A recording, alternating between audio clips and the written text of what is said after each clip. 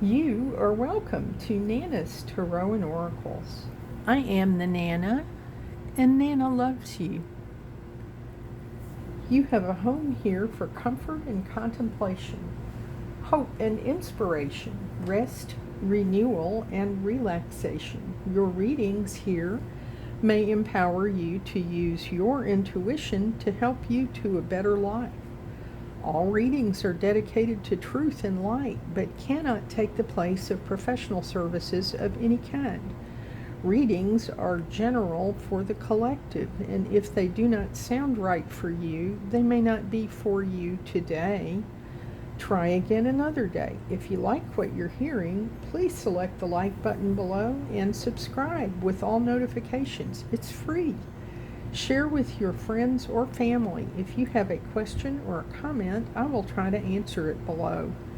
You are important to Nana, and Nana is always grateful to have the opportunity to speak to you again.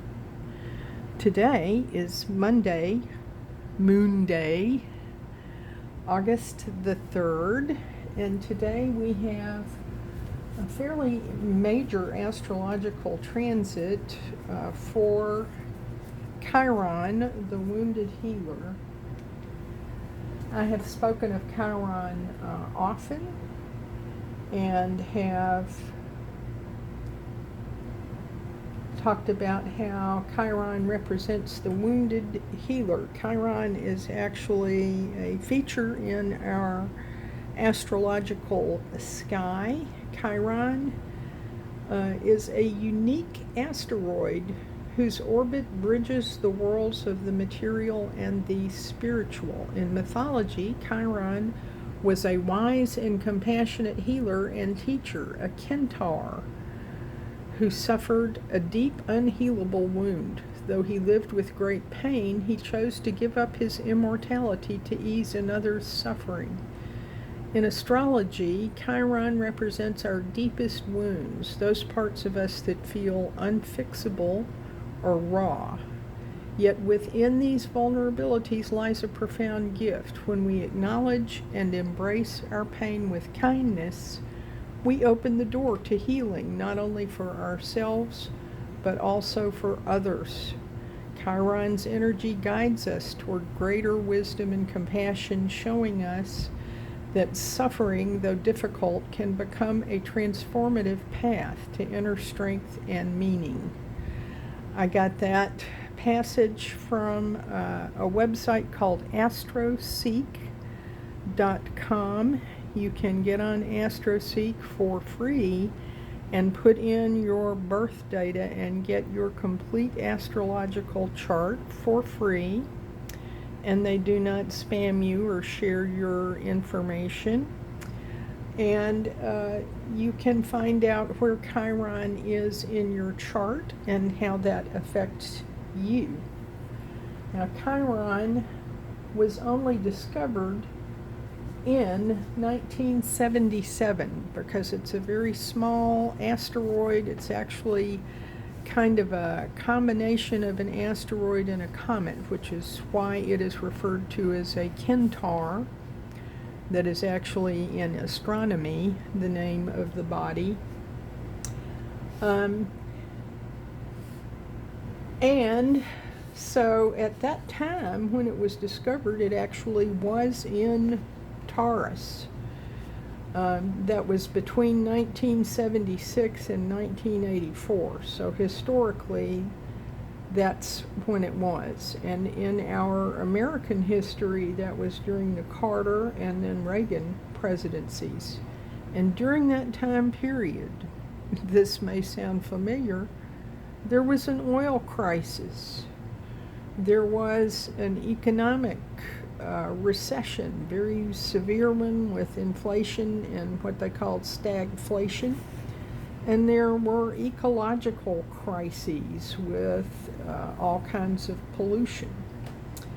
And so it's striking when you look at that and when you look at where we are in our current situation. But one of the articles that I looked at about it reminds us that this was also a time when we had significant legislation passed in order to remedy all of these situations. The Environmental Protection Act and a lot of regulations about different kinds of pollution. We also developed quite a bit of oil production in America at that time so that we would not be so dependent on foreign oil. And so things got better for a while, but as it always seems with humanity, these things tend to cycle, and it's interesting how they cycle along the lines of these astrological transits. Now, Chiron has been in Aries. On June the 19th, it transited into Taurus, and on today's date, it's going retrograde for 5 months. On September the 17th, while it's still retrograde, it is going to back all the way up into Aries. And then in January of next year, on January 6th, it will go direct in Aries. Finally, in April of next year, April 14th of 2027, it will transit into Taurus and remain there for 6 years. So we have some sort of dancing, a cha-cha going on for a while with it going back and forth. Now, when Chiron was in the sign of Aries, this is more about personal health. And Chiron in Taurus, and I have mentioned this previously, is more about the physical body. But the other core themes are self-worth, money, resources, and health, and a scarcity mindset. And so we need to be preparing for these things, fortifying ourselves for these things, trying to protect ourselves and protect these areas of our life. Also received my newsletter from Astrology by Lauren. I encourage you to all subscribe to her newsletter, in which she talks about, in the aftermath of the cradle and the retrograde station of Saturn. You might recall we spoke of Saturn going retrograde last week, and Saturn being the planet of structure, of restriction, and of responsibility. The Centaur Chiron makes its own retrograde station, and there is an artistic depiction of the Centaur, half man and half horse. And the Chironic retrograde phase is a time of year in which we are asked to pay attention to our own healing journey. Memories surface, old wounds reopen, and we come face to face with what needs healing, forgiving, releasing, and forgetting. The retrograde phase of Chiron compels us to look within, to the very root of what ails us, to the inception and cause. This is when we are most able to do a lot of this inner work. And there is the credit for the artistic representation we saw above. She has a very long piece about the aftermath of this Barbeau's cradle that we have been speaking about, and the retrogrades of Saturn and Chiron. I encourage you to subscribe to her newsletter. It is very good. Now, she does not speak to another aspect that is related to what is coming next Saturday on August the 8th, 8/8. We have what is called the Lion's Gate portal, and the portal actually has opened. It opened on July the 28th, and it closes on August the 12th. And the Lionsgate portal is considered to be the most potent time for manifestation in the year. This is every year at this time of year we see the rise of Sirius, otherwise known as the Dog Star, one of the brightest stars in the galaxy, rises with the Sun and Sirius and Orion, the constellation, and Earth align on August the 8th. This year, in addition to that, we have, it's 2026, and 26 reduces to 8, so it's really triple 8. We have opportunities for manifestation. I have put an affirmation here that I created earlier in the year. You can make this an affirmation by putting I in front of it. I trust that powerful intentions combined with faith and strategic action are enough to allow my vision to become my reality. And I would encourage you to use that affirmation. From the Old Farmer's Almanac, I also got some suggestions for around the portal, and it was 10 things to do. Number 1 is envision, create the vision of the kind of life you want, the kind of world you want. Number 2 is communicate and have conversations with others about this. Number 3 is strategizing, making plans, and to make these in conjunction with the moon and the eclipse cycle, because the portal closes on August the 12th, and that is also the day of a total solar eclipse, which may be visible over portions of North America. So be looking ahead for that. And number 4, to assess your current status and your resources. Remember again that Chiron in Taurus is about status, health, and resources. Strengthen your body, mind, and spirit.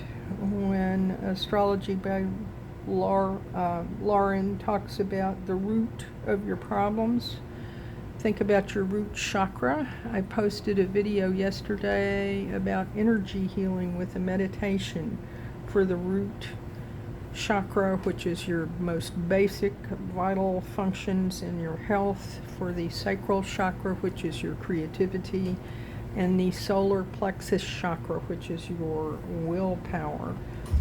Number 6 is call forth your creativity, so strengthen that sacral chakra. Number 7 is research or undertake education. Number 8, get a different perspective. You may have to go see or travel. Number 9, meditate and pray. Number 10, draw from your roots in another way. What have your ancestors done in the past to deal with situations? If you have people in your life who have lived in times, in that time between 1974 and 1986, 1976 and 1984. Boy, I got that just backward. Ask them how they got through it. These are all ways that you can work with this portal to manifest and secure what you need. I wanted to pull some cards today, and I will start with Rebecca Campbell's Inner Temple Oracle. All the cards were shuffled prior to the reading.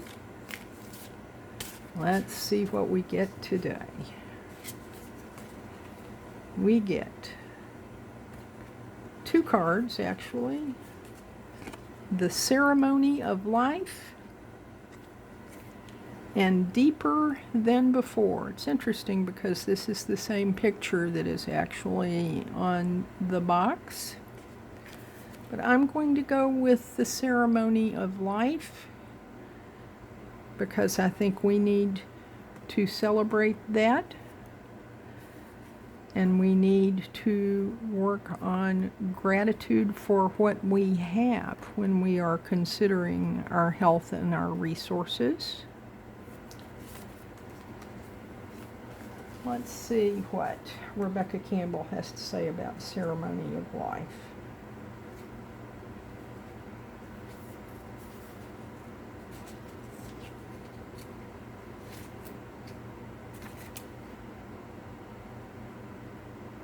And of course, I'm having some difficulty finding it. Here it is on page 66. I like those numbers, 66. The ceremony of life. There is the text. If you would like to stop the video and read it. And it says, this is a card of devotion, of weaving the sacred all the way in and all through your life. It's a card of sacred ceremony and integration. You're being asked, how can you make your life a ceremony? If you were to live in prayer, what would change? What if you saw it all as a sacred celebration? If you could devote your life to something, what would it be? What would you do? The invitation of this card is to design your life in a way that feels sacred, to dare to embrace all aspects of your life and let Spirit be with you in every moment. So many people on a spiritual path lead lives that are compartmentalized. They go and do their spiritual practice and then go about their everyday lives. But what if you made your whole life a celebration of the sacred? What if you found ways to bring the spiritual into the physical? What would change? How would you spend your time? Your inner temple activation is, I choose to embrace my life and live fully while I have the privilege of being here. So, celebrate your life.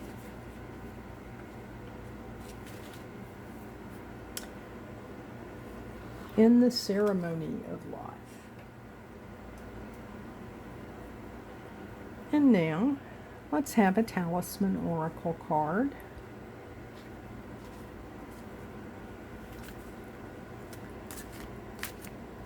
Our talisman oracle card for today is defense.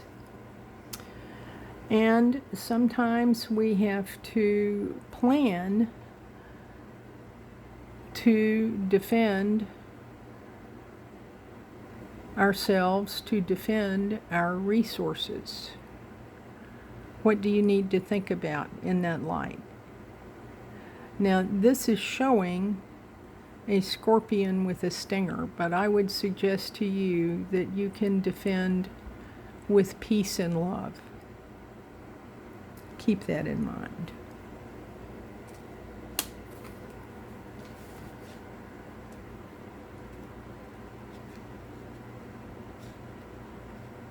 And in the book, we have this. Here is the sacred geometry that is incorporated in the card and the text.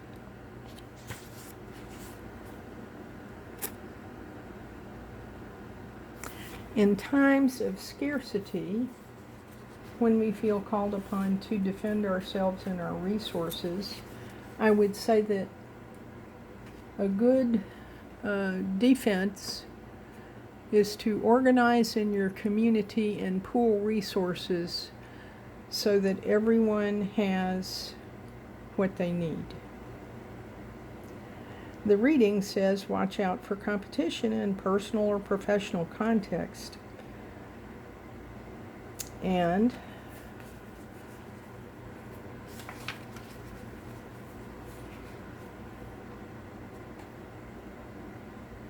here's a section from the second page. Try to understand where others are coming from, but do establish clear boundaries. Focus on the solution of the issue and defend your ground and ignore empty chatter that could fuel needless drama.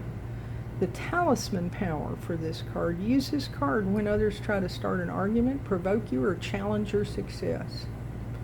The scorpion is ready to set the limits, but the flowers on this card soften the tense feelings. Meditate with this card, knowing that the ill winds will blow over The challenges placed on our path make us stronger and allow us to believe in ourselves more. I am, this is our affirmation, I am unbreakable because I am at peace. Peace is the way, and love is the answer. I believe that. Now, let's have a significator card from the Rider-Waite-Smith deck. Our significator card for today is the Justice card. And Justice is a major arcana card. It is number 11. Number 11 is a master number for manifestation, which we've just been talking about. Justice is also the card of Libra. I did not mention, but later in the week also, Venus will transit into Libra, and this portends an era of diplomacy and goodwill. Justice, we balance the scales. This is about balance and harmony, and this is about doing the right things. Now, interestingly enough, on the bottom of the deck, we get another scale with the Six of Pentacles. The Six of Pentacles is a card of balance and harmony and of giving and receiving. Pentacles are the earth sign. The earth has to do with material resources, money, and health. Does that sound familiar with talking about Chiron and Taurus in retrograde? And you will notice that this is a wealthier person who is giving to a person who is less wealthy. You can take from that what you will. The signs associated with the Pentacles are Taurus, Virgo, and Capricorn. So you may be dealing with that. And the next card on the bottom of the deck is the Nine of Swords. The Nine of Swords, swords are the air signs. 9 is nearing completion. The air signs are Gemini, Libra, and Aquarius. And the Nine of Swords is a card considered to be of worrying so much you can't sleep. How many people do we have in the world now who are worried about the situation the world is in today? But the solution to worry is to get up, look at the situation, and make a plan for how you can make it better. And the next card on the bottom of the deck is another card for balance and harmony. There's another major arcana card, number 14, which reduces to 5. 5 is the number of change. And this is the Archangel, I think it's the Archangel Raphael. And this pouring between the cups, cups are the sign of feelings, but the Temperance card is a card of Sagittarius, so it's actually a fire sign. But Temperance is about alchemy, about transmutation,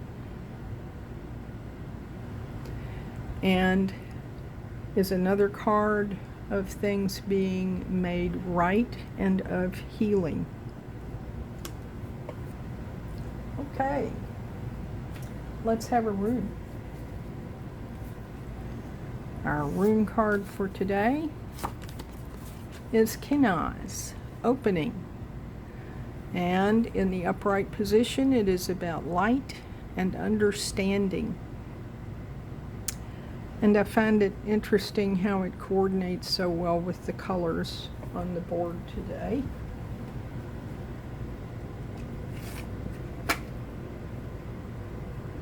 And let's have a hexagram from the I Ching, the Book of Changes.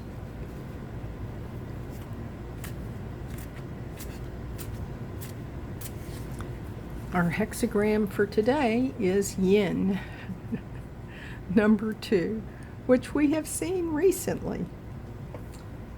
Yin is about receiving, but let's see what Benabel Wen has to say about Yin.